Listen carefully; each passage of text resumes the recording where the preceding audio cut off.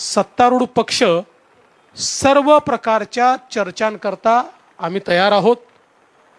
आम्हालाही असं वाटतं की सभागृहामध्ये चर्चा झाली पाहिजे।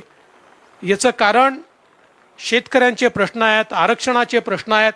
या सगळ्या प्रश्नांवर सकारात्मकतेनं पुढे जाण्याकरता माननीय मुख्यमंत्र्यांच्या नेतृत्वामध्ये आमचा सत्तारूढ पक्ष हा पूर्णपणे तयारीमध्ये आहे। त्यामुळे ज्याही प्रकारच्या चर्चांची मागणी होईल त्या चर्चा आम्ही करायला तयार आहोत। सत्ता पक्षातर्फेही काही चर्चा उपस्थित होतील, त्याचीही समर्पक उत्तराला राज्याच्या मागास भागाला काही चार गोष्टी मिळाल्या पाहिजेत, शेतकऱ्यांचं भलं झालं पाहिजे, या दृष्टीने सकारात्मक चर्चा ही व्हावी अशी आमची अपेक्षा आहे।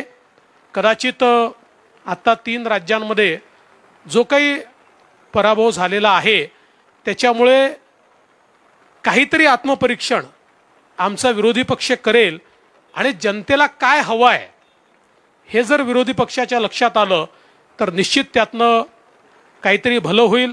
अन्यथा EVM मुळे जिंकले, मग आता देशामध्ये दक्षिण विरुद्ध उत्तर भारत होत आहे, अशा प्रकारचे समाधान आपल्या मनाचं त्यांनी करून घेतलं तर याहीपेक्षा अधिक पानिपत त्यांचं येत्या लोकसभेमध्ये तसं तर होणारच आहे, पण याहीपेक्षा वाईट होईल।